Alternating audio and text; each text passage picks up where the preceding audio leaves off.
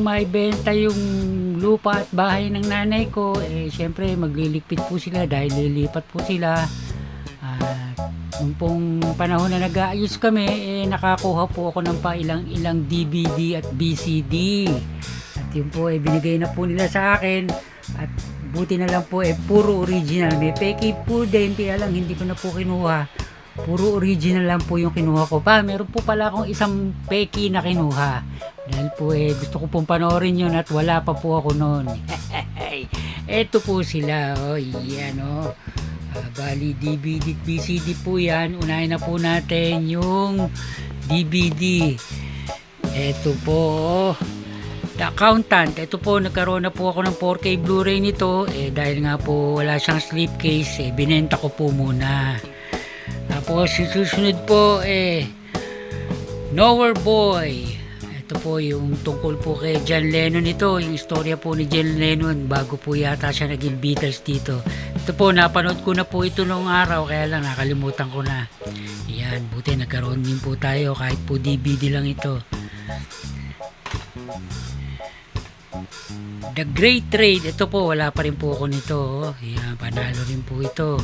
Alam ko dito nandito Cesar Montano. Yun nga Cesar Montano. Yes. Dito yata kinuha kasi sa Pilipinas to, The Great Trade. Tapos ito, meron na po akong DVD nito. Gusto ko na rin po nga sana maging Blu-ray ito pagka nakakita po tayo, kukuha po tayong Blu-ray nito.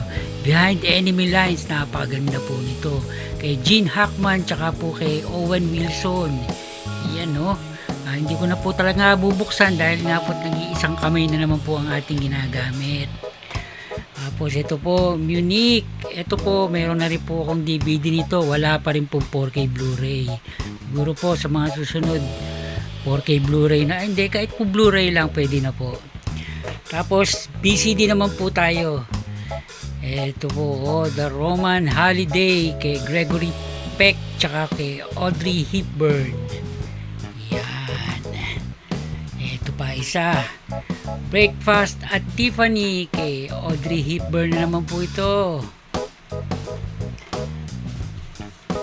Tapos Notebook, puro BCD nga lang po ito. Yan po, karamihan po dyan, halos wala pa rin po ako kahit anong format po. Yan, Walk to Remember kay, sino ba ito? Kay Mandy Moore. Para CD yata ito, Simon and Garfunkel. CD nga ito. Bakit nagkaroon ng CD? Siguro dahil nga binigay lang sa akin ng nanay ko. Napasingit, pero okay naman din po ito. Tapos Reality Bites kay Winona Ryder at saka kay Ethan Hawke. Tapos andito rin po si Ben Stiller. Wala pa rin po ako. Hindi, may DVD pala ako nito. Wait lang po Tapos eto, wala pa rin po akong kahit anong format nito. Thin Red Line. Yan. West Side Story. Sino nga ba bida rito? Hindi ko na rin po matandaan kung sino. Tapos Out of Africa kay Robert Redford tsaka Meryl Streep. Yan, ito maganda pa rin po ito. Ito pa, wala pa rin po ako nito kahit anong format. Marami pala tayong mga nakuhang wala pa tayo kahit anong format. Ito po, wala pa rin po. Dr. Zhivago. Yan. At ito po yung kaisa-isa natin peke. Yan po, The Fistful of Dollars for a Few Dollars More, and The Good, The Bad, and The Ugly kay Clint Eastwood po ito. At steel case pa po siya. Yeah, pero syempre hindi na po natin inaano yung mga peke.